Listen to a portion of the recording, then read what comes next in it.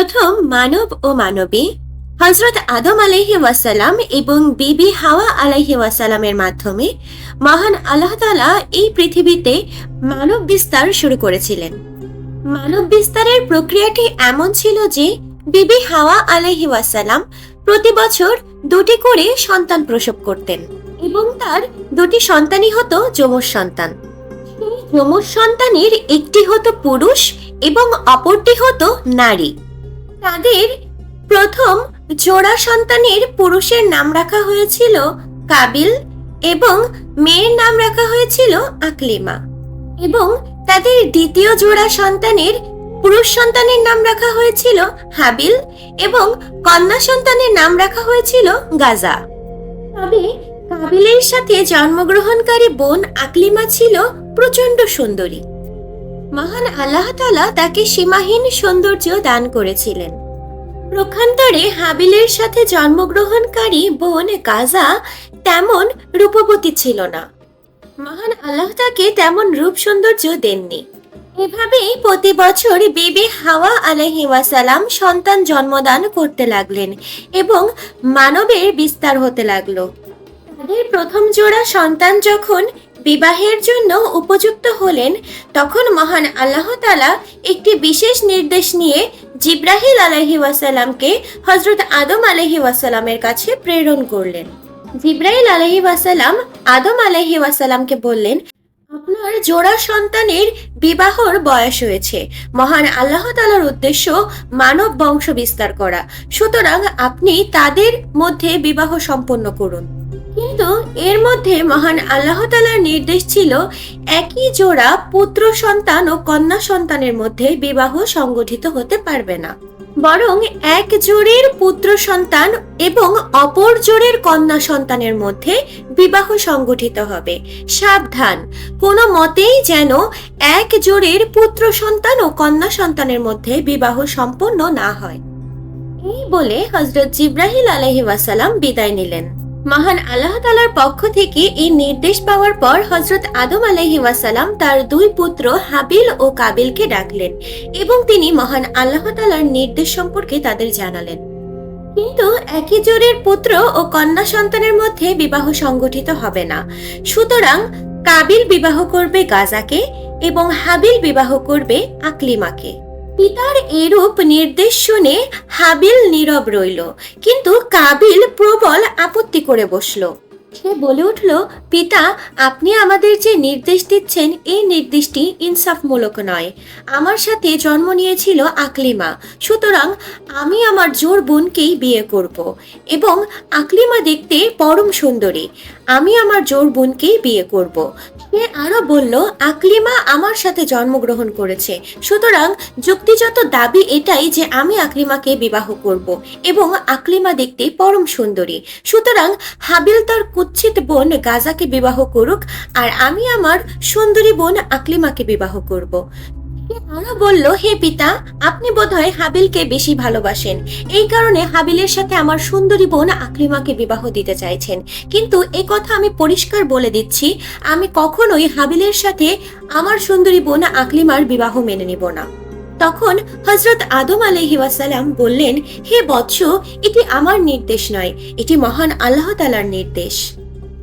আদম আলাইহি ওয়াসাল্লাম আরো বললেন, তুমি এটিও জেনে রাখো, আমি মহান আল্লাহ তাআলার নির্দেশের এক চুলও নড়াচড়া করব না। মহান আল্লাহ তাআলার নির্দেশ অনুযায়ী তোমাদের বিবাহ সম্পন্ন হবে। আমি একবার তার হুকুম অমান্য করে ভেস্ত থেকে দুনিয়াতে নিক্ষেপ হয়েছি, আমি আর কখনো তার কোনো হুকুম অমান্য করতে পারবো না। আমি আমার প্রতিপালকের আযাব ও শাস্তি নিয়ে অত্যন্ত ভীতু, সুতরাং হে বৎস, তুমি মহান আল্লাহ তাআলার হুকুম মেনে নাও। তিনি যেভাবে বিবাহের ফরমান জারি করেছেন সে মত অনুযায়ী তোমরা বিবাহ করার জন্য প্রস্তুত হও। কিন্তু হযরত আদম আলাইহি ওয়াসাল্লামের কোনো নসিহতই কাবিলের কর্ণগোচর হলো না। কাবিল তার জিদের উপরেই অটল থাকলো। তখন হযরত আদম আলাইহি ওয়াসাল্লাম মহান আল্লাহর দরবারে দোয়া করলেন। তিনি বললেন, হে মহান আল্লাহ তাআলা, আপনি সবকিছু সম্পর্কে অবগত। আমার সন্তানদের বিবাহ নিয়ে যে ফিতনা সৃষ্টি হয়েছে, আপনি তাদের প্রত্যক্ষ একটি প্রমাণ দান করুন। হে মহান আল্লাহ তাআলা, আপনি নির্দেশনা দিলেই আমি সেই অনুযায়ী কাজ করব। হযরত আদম আলাইহি ওয়াসাল্লামের এই দোয়ার পরিপ্রেক্ষিতে জিবরাইল আলাইহি ওয়াসাল্লাম তার নিকট মহান আল্লাহ তাআলার হুকুম নিয়ে উপস্থিত হলেন। জিবরাইল আলাইহি ওয়াসাল্লাম বললেন, আপনি আপনার পুত্রদেরকে কুরবানি করার নির্দেশ দিন। তারা কুরবানি করে সেটিকে পাহাড়ে রেখে দিয়ে আসবে। অতঃপর যার কুরবানি কবুল করা হবে সেই আকলিমাকে বিয়ে করবে।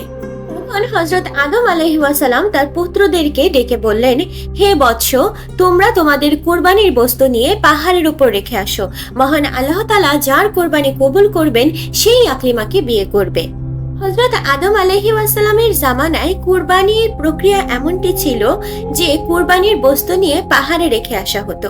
মহান আল্লাহ তাআলা যার কুরবানি কবুল করতেন তার কুরবানি আগুন এসে জ্বালিয়ে দিত।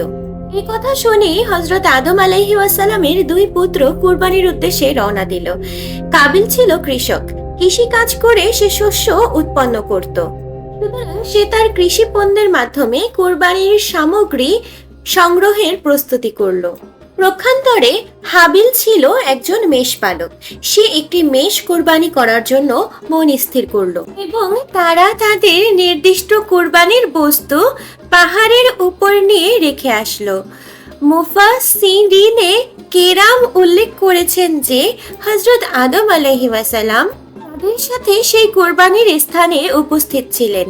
ক্ষণিক আকাশ থেকে একটি আগুনের খণ্ড এসে হাবিলের কুরবানিকে জ্বালিয়ে দিল। এই দৃশ্য দেখে হাবিল অত্যন্ত খুশি হয়ে মহান আল্লাহ তাআলার দরবারে শুকরিয়া আদায় করতে লাগলো। পক্ষান্তরে কাবিল লজ্জায় ও অনুতাপে হিংস্র মূর্তির মতো রূপ ধারণ করলো এবং সে বলল, পিতা, আপনি হাবিলকে অধিক ভালোবাসেন এবং তার জন্যই দোয়া করেছেন, তাই তার কুরবানি মহান আল্লাহ তাআলার দরবারে স্বীকার পেয়েছে। এবং আমাকে আপনি ভালোবাসেন না, আমার জন্য আপনি দোয়াও করেননি, তাই আমার কুরবানি মহান আল্লাহ তাআলার দরবারে কবুল হয়নি। এবং সে হাবিলকে বলল, আমি তোমাকে অবশ্যই হত্যা করব। তখন হাবিল বলল, হে ভ্রাতা, তুমি যদি আমাকে হত্যা করার জন্য তোমার হাত সম্প্রসারিত করো, আমি অবশ্যই তোমাকে হত্যা করার জন্য আমার হাত সম্প্রসারিত করব না। তখন হযরত আদম আলাইহিস সালাম তার ছেলেকে বললেন, হে বৎস, তুমি মহান আল্লাহ তাআলার নির্দেশ অনুসরণ করো, এতে করে তোমার দুনিয়া এবং আখিরাতে চলার পথ সোজা হয়ে যাবে। কিন্তু কাবিল তার কোনো কথাই কাবিলের কর্ণগোচর হলো না, বরং কাবিল আরো হিংসে বিদ্বেষী হয়ে উঠল। সে দৃঢ় প্রতিজ্ঞা করলো যে করে হোক হাবিলকে সে হত্যা করবেই। এরপরে সে হাবিলকে মারার জন্য, হত্যা করার জন্য সুযোগ খুঁজতে লাগলো, কিন্তু হযরত আদম আলাইহিস সালাম সেখানে বিদ্যমান থাকতেন বিধায় সে কখনোই এই সুযোগটি পেত না। কিছুদিন পর মহান আল্লাহ তাআলার নির্দেশে হযরত আদম আলাইহিস সালাম মহান আল্লাহ তাআলার ঘর জিয়ারত করার জন্য মক্কার উদ্দেশ্যে গমন করলেন। হযরত আদম আলাইহিস সালাম তার পুত্র হাবিলকে বললেন, হে হাবিল, তুমি কি আমার সন্তানদেরকে রক্ষা করার দায়িত্ব পালন করতে পারবে? হাবিল প্রত্যুত্তরে তার পিতাকে বললেন, হ্যাঁ পিতা, আমি আপনার সন্তানদের রক্ষা করার দায়িত্ব পালন করতে পারবো। পক্ষান্তরে হযরত আদম আলাইহিস সালাম এবং বিবি হাওয়া আলাইহিস সালাম হাবিলের দায়িত্বে তার সন্তানদেরকে রেখে মক্কার উদ্দেশ্যে রওনা হলেন। আদম আলাইহিস সালাম মক্কায় যাওয়ার সাথে সাথেই কাবিল তার হত্যার উদ্দেশ্য সফল করার জন্য একটি উসিলা পেয়ে গেল। এতদিন সে তার পিতার ভয়ে তার উদ্দেশ্য সিদ্ধ করতে পারছিল না, কিন্তু এখন তো তার পিতা নেই, এখন সে একটি বিশাল সুযোগ পেয়ে গেল। কাবিল একদিন মেষ চড়াতে মাঠে গেল এবং ক্লান্ত হয়ে দুপুরবেলায় সে গাছের ছায়ায় শুয়ে পড়ল। কাবিল যখন এ দৃশ্য দেখলো তখন সে এটিকে সুযোগ মনে করতে লাগলো। তখন সে হাবিলকে হত্যা করার মনোভাব প্রকাশ করতে লাগলো। কিন্তু হত্যা করার মনোভাব প্রকাশ করলেই কি হত্যা করা যায়? ইতিপূর্বে মানব জাতির ইতিহাসে কেউ কখনো মানব হত্যা করেনি, সুতরাং কাবিলও জানতো না কিভাবে মানব হত্যা করা হয়। মানব জাতির চিরশত্রু ইবলিস যখন দেখলো হাবিলকে হত্যা করা নিয়ে কাবিল এ ধরনের দ্বিধাদ্বন্দ্বতায় ভুগছে, তখন ইবলিস শয়তান কাবিলকে বুদ্ধি দিল এবং তার প্ররোচনায় পড়ে কাবিল একটি বড় পাথর নিয়ে হাবিলের দিকে ধাবিত হলো এবং সেই বড় পাথর নিক্ষেপ করে হাবিলের মাথা দ্বিখণ্ড করে ফেললো, যাতে করে তাৎক্ষণিক হাবিল মৃত্যুবরণ করলো। এবং কাবিল হাবিলের লাশটি দাফন করার জন্য মাটি খনন করে কাবিলকে দাফন করে দিল। এবং কাবিল মনে মনে ভাবতে লাগলো, যে করেই হোক না কেন এই বিপদ থেকে তো আমি মুক্তি পেলাম, এখন আকলিমাকে শুধু আমিই বিয়ে করব। এইসব ভেবে সে বাড়িতে যাচ্ছিল, কিন্তু মহান আল্লাহ তাআলার নির্দেশে কাবিলকে জমিন গ্রাস করতে লাগলো, কারণ সে তার নিজের ভাইকে হত্যা করে মহাপাপীতে পরিণত হয়েছে। তখন মহান আল্লাহ তাআলার নির্দেশে একটি ফেরেশতা এসে কাবিলকে একটি পাহাড়ে নিয়ে গেল এবং তার মাথায় পাথর দিয়ে আঘাত করতে লাগলো এবং সে মৃত্যুবরণ করলো। এবং তাকে মহান আল্লাহ তাআলা আবার জীবিত করলেন এবং সেই ফেরেশতা আবারও তার মাথায় পাথর নিক্ষেপ করলেন। বলা হয়ে থাকে কিয়ামত পর্যন্ত এই ফেরেশতা তার মাথায় পাথর নিক্ষেপ করতে থাকবেন, কারণ সেই প্রথম ব্যক্তি যেই হত্যার মতো ভয়ঙ্কর কাজকে পৃথিবীর জমিনে চালু করেছিল।